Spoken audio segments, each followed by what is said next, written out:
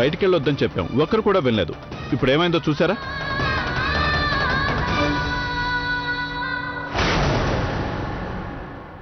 మీరందరూ ఇక్కడే ఉండండి.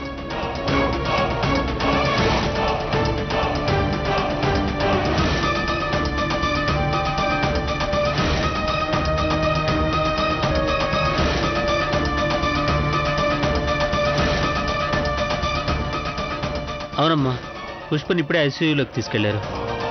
అలాగే అమ్మా, నేను పుష్ప గురించి మీకు ఫోన్ చేసి చెప్తూ ఉంటాను. సరే అమ్మా.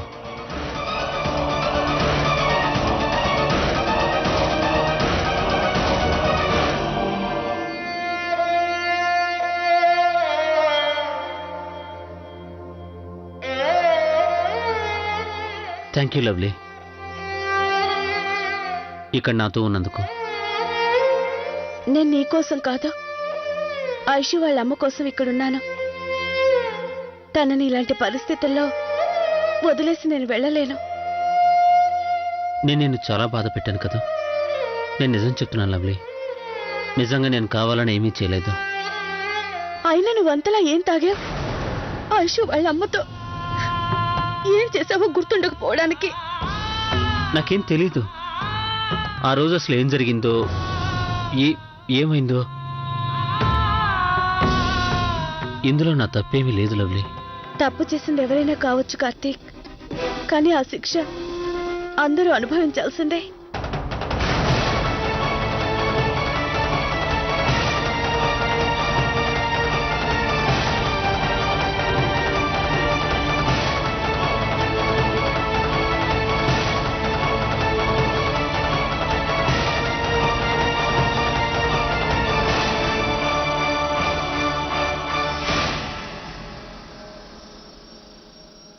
కార్తీక్, కొంతసేపు తనని ఒంటరిగా వదిలేయి. ఇలాంటి సమస్యలు వచ్చినప్పుడు చుట్టూ అయిన వాళ్ళు ఉండి కూడా ఒక్కరే పోరాడాల్సి వస్తుంది. మనం ఎంత ప్రయత్నం చేసినా తనకు సహాయం చేయలేం.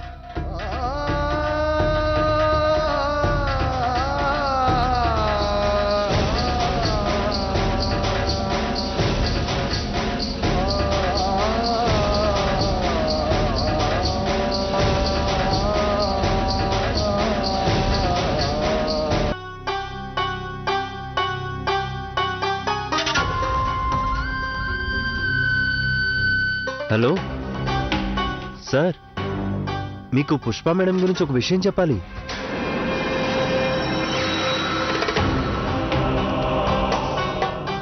మళ్ళీ ఏమైంది? నన్నెందుకు ఈ టైంలో డిస్టర్బ్ చేస్తున్నావు? సార్, పుష్ప మేడం మళ్ళీ ఈ హాస్పిటల్లో అడ్మిట్ అయింది. ఈసారి తను ఒంటరిగా రాలేదు, తనతో పాటు తన కుటుంబం మొత్తం ఇక్కడే ఉంది. సర్లే. 1 మినిట్ సార్, మీతో ఇంకో విషయం చెప్పాలి.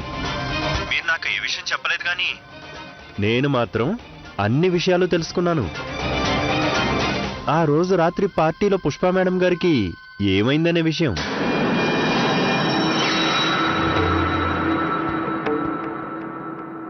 ఏంట్రా వాగుతున్నావు? నువ్వు ఈడియట్ వని నాకు తెలుసు, కానీ మరి ఇంత ఈడియట్ వా వెదవా? ఎంత కావాలి? 50,000. సరే,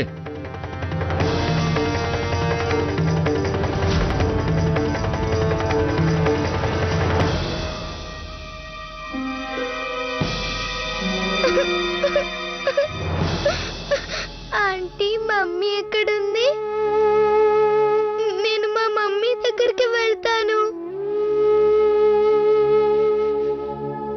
మీ అమ్మగారు డాక్టర్ దగ్గరికి వెళ్లారు, వెంటనే వచ్చేస్తారు. ఏడవకూడదే. ఐషు, నువ్వు గనక డాక్టర్ దగ్గరికి వెళ్ళావనుకో, డాక్టర్ మళ్ళీ నీకు ఇంజెక్షన్ చేస్తారు. అవును, మర్చిపోయావా? ఆ రోజు ఇంజెక్షన్ చేస్తే నువ్వు ఎంతలా ఏడ్చావు? నీకు చాలా నొప్పి పుట్టింది కదా? అవును, ఆ రోజు నాకు చాలా నొప్పి పుట్టింది. చూడమ్మా, ఇక నువ్వు వెళ్ళి నిద్రపో. మీ మమ్మీ రాగానే నిన్ను నేను నిద్రలేపుతాను. ఓకే, వెళ్ళమ్మా.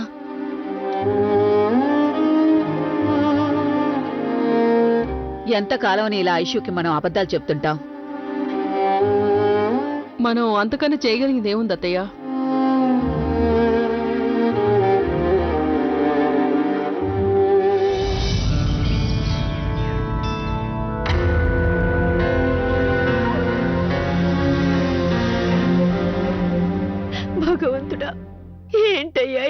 అన్యాయం. నేను నా కూతుర్ని కలవడానికి కూడా డాక్టర్లు ఒప్పుకోవడం లేదు. మీరు బాధపడకండి. మీ కూతురు ఆరోగ్యం కుదుటపడ్డాక మీరు తనతో జీవితాంతం కలిసుండొచ్చు, సరేనా? కార్తీక్, బామ్మగారు ఉదయం నుంచి ఏమీ తినలేదు. తన కోసం ఏమైనా తీసుకురా.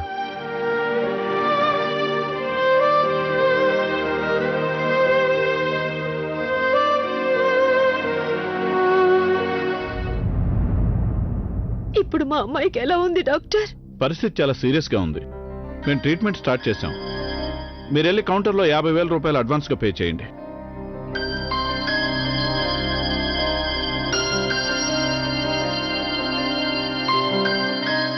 అలాగే డాక్టర్ గారు, నేను ఇప్పుడే వస్తాను. బామ్మని జాగ్రత్తగా చూసుకో. డాక్టర్ గారు, నేను ఒక్కసారి వెళ్ళి నా కూతుర్ని చూడొచ్చు అంటారా? తప్పకుండా చూడొచ్చు, కానీ తను అందరికన్నా ముందు లవ్లీ గారిని కలవాలనుకుంటుంది. మీ ఇద్దరిలో లవ్లీ ఎవరు? నేనే డాక్టర్. మీరు నాతో రండి.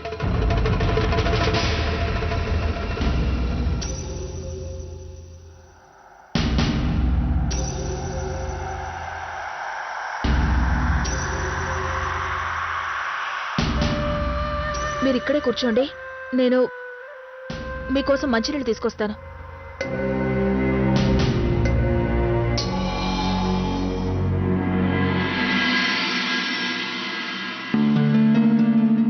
ఈ దరిద్రుడు ఎక్కడ తగలడ్డాడో ఏంటో.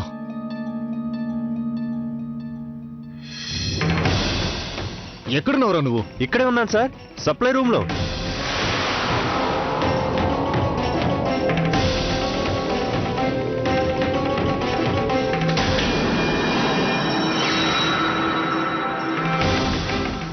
అయ్యో, నన్ను క్షమించండి, నేను వేరే ధ్యాసలో ఉండి. కళ్ళున్నాయి కదా, కనిపించట్లేదా?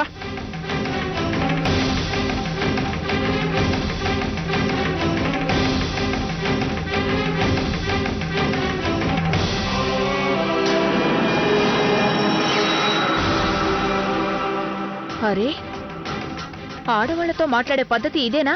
నేను క్షమించమని అడిగాను, ఆయన నా మీద కోపడుతున్నాడు. కొంచెం కూడా సిగ్గులేదు.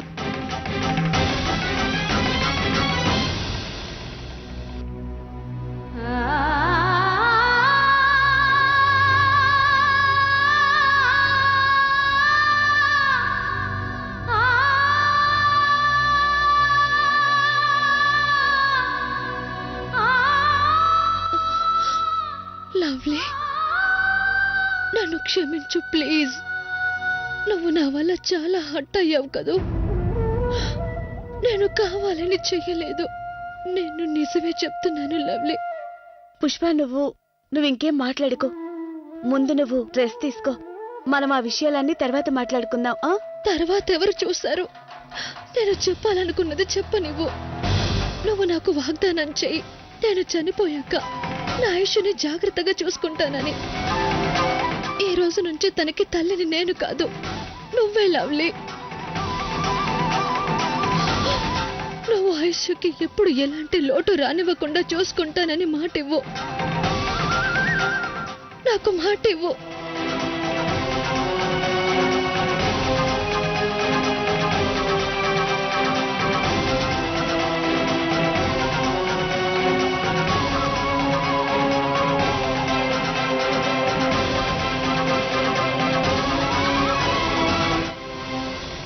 నీకు ఎంత ధైర్యం ఉంటే నన్నే బ్లాక్మెయిల్ చేస్తావరా? వదలండి సార్, లేదంటే అసలు రిపోర్ట్స్ ఎక్కడికి చేరాలో అక్కడికే చేరతాయి. అప్పుడు అందరికీ తెలిసిపోతుంది.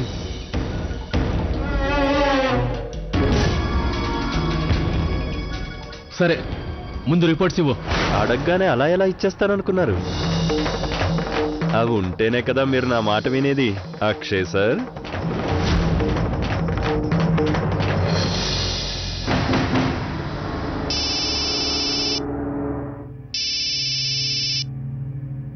హలో అక్షయ్. అక్షయ, చూడండి, ఇది అక్షయ్ నంబర్ కాదు, ఇది నా నంబర్. అక్షయ్? ఓరి నాయనో, అంటే నా ఫోను ఆ కోపిష్టిగాడి ఫోను మారిపోయాయన్నమాట. ఓరి దేవుడా, ఇప్పుడు నేను వాణ్ణి ఎక్కడ వెతకాలి? ఇదిగోండి. ఇదిగో తీసుకో.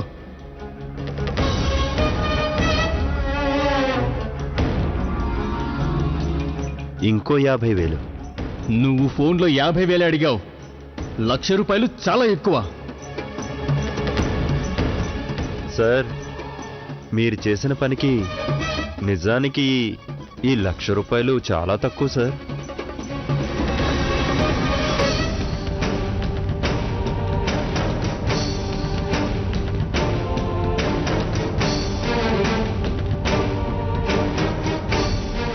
ఓకే సార్, ఇక పుష్ప ద్వివేది రహస్యం రహస్యంగానే ఉంటుంది. మీరు నిశ్చింతగా ఉండండి.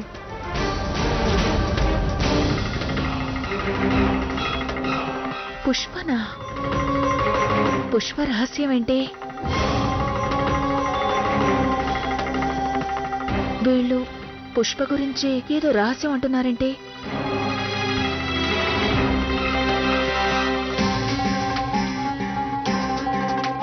నిజానికి పుష్ప గారి పరిస్థితి సీరియస్ గానే ఉంది. ప్రస్తుతానికి తన ఐసీయూలో ఉంది. తను బతికే అవకాశాలు చాలా తక్కువ అనుకోండి. వీళ్ళిద్దరూ ఎవరు? అయినా పుష్ప గురించి వాళ్ళకి ఏ రహస్యం తెలుసుంటుంది?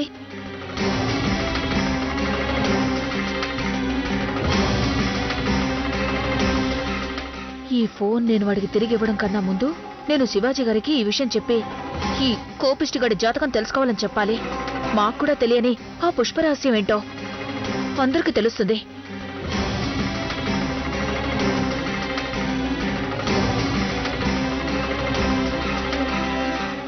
అరే, శివాజీ గారు ఫోన్ ఎందుకు ఎత్తట్లేదు?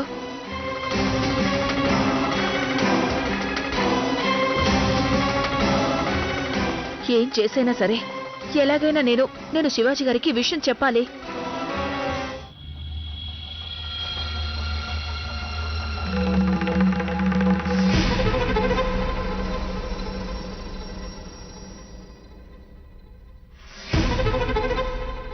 ఈ సమస్యని ఎలాగైనా శాశ్వతంగా పరిష్కరించాలి. లేదంటే ఆ వార్డ్ బాయ్ గాడు ఇలా బ్లాక్మెయిల్ చేస్తూనే ఉంటాడు. ఆ పుష్ప చస్తే గానీ ఈ సమస్య శాశ్వతంగా పరిష్కారం కాదు. పుష్ప, ఇప్పుడు నువ్వేం ఆలోచించుకో, టెన్షన్ పడకు. నువ్వు రెస్ట్ తీసుకో. నేను బయట వెయిట్ చేస్తాను. లవ్లీ, ప్లీజ్ ప్లీజ్ నన్ను వదిలిపెట్టి వెళ్ళకు. I'm sorry. ఆ రోజు తెలియకుండానే తప్పు జరిగింది. I'm sorry. పుష్ప, నువ్వేం బాధపడకు. అయినా నాకు నీ మీద ఎలాంటి కోపం లేదు. నువ్వు త్వరగా కోలుకోవాలి. ఐషు కోసమైనా నువ్వు త్వరగా కోలుకోవాలి.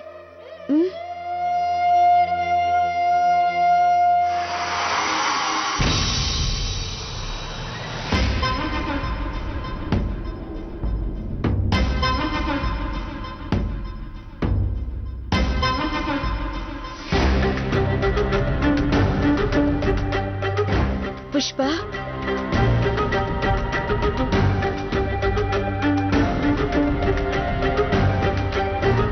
డాక్టర్ గారు చూడండి, తన పరిస్థితి ఏం బాగోలేదు.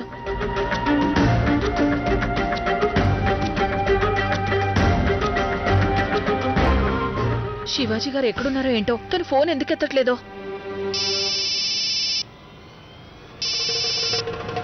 సార్, మీరు త్వరగా వచ్చేయండి. మీరు డాక్టర్ గారు కోట్ వేసుకుని ఆయన స్టెథోస్కోప్ తీసుకుని పుష్ప రూమ్కి వెళ్ళారు కదా. ఇక్కడేమో డాక్టర్ గారు వచ్చే టైం అయింది. మీరు త్వరగా వచ్చేయండి సార్. ఆయన వస్తే నేనేమి ఇవ్వాలి? ఒకవేళ ఆయన ఇక్కడికి రాకుండా నేరుగా ఐసీయూకి వస్తే మీరు దొరికిపోతారు. నా ఉద్యోగం కూడా పోతుంది. ఓరి భగవంతుడా, వాడు ఒకవేళ పుష్పకి ఏదైనా హాని చేస్తాడా? డాక్టర్, తను రెస్ట్ తీసుకోకుండా టెన్షన్ పడుతుంది. తనకి మత్తు ఇంజెక్షన్ ఇవ్వండి. మీరు బయటికి వెళ్ళండి, నేను చూస్తాను. లవ్లీ, నాకొక విషయం గుర్తుకొచ్చింది. నేను, కార్తిక్, మాతో పాటు ఇంకొకరు మీరు రిలాక్స్ అవ్వండి. మీరు త్వరగా వెళ్ళి నర్సుని తీసుకురండి. వెళ్ళండి, త్వరగా వెళ్ళండి. వెళ్ళండి, మీరు వెళ్ళండి.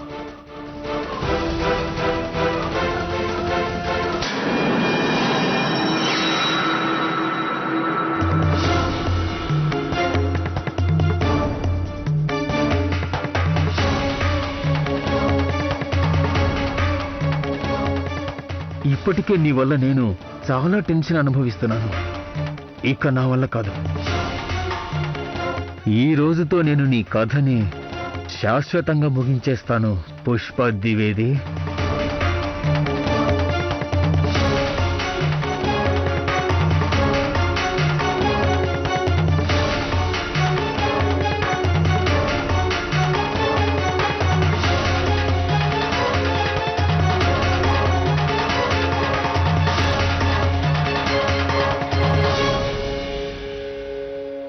ఏమైంది కమలా? ఏం లేదు, మీరు నీళ్లు తాగండి, నేను ఇప్పుడే వస్తాను.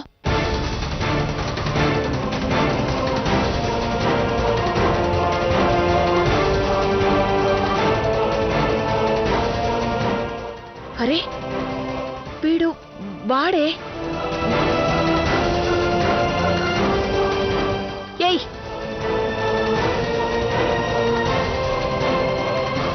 ఎవరు నువ్వు? ఏం చేస్తున్నావు? ఆగో. డాక్టర్ గారు, నర్స్. లవ్లీ, వాడిని పట్టుకో. వాడు పుష్పని చంపబోయాడు. ఏంటి?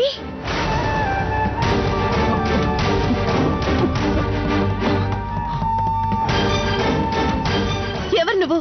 మర్యాదగా చెప్పు.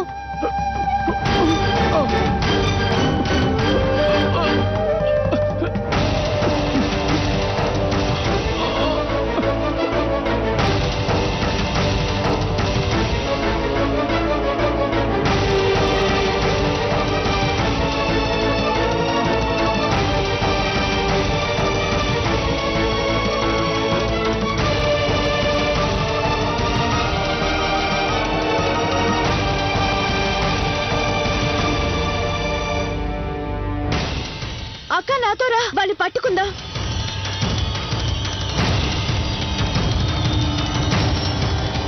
ఏమైందమ్మా? ఏం కాలేదు, మీరు పుష్ప దగ్గరికి వెళ్ళండి. నర్స్, మీరు వెళ్ళి పుష్పకి ఎలా ఉందో చూడండి. లవ్లీ, వాడిని పట్టుకో. త్వరగా వెళ్ళి డాక్టర్ని పిలవండి.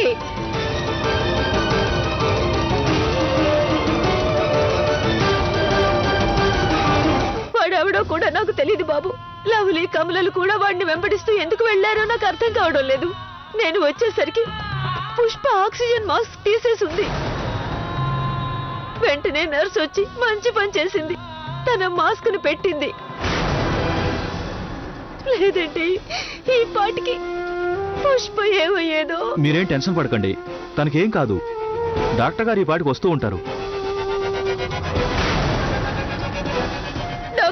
డాక్టర్ గారు చూడండి.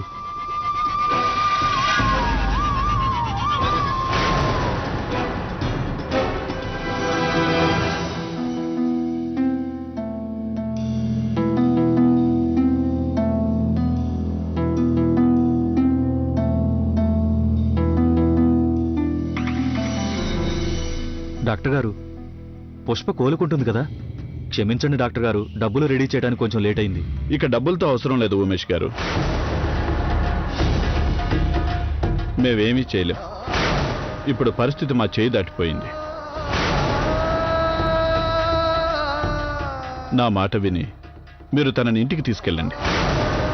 ఎవరైనా వారి చివరి క్షణాల్ని తన వాళ్ల మధ్య ప్రశాంతంగా గడపాలనుకుంటారు.